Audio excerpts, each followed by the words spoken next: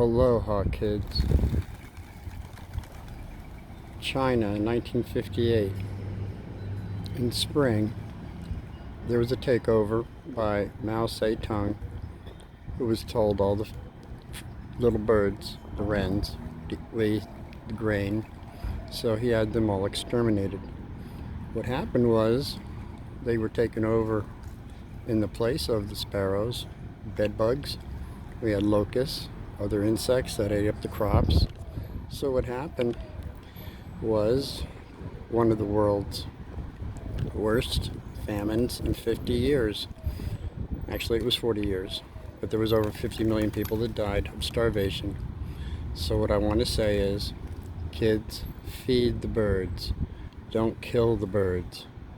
You know, China eats the birds. Oh no, is it something I said?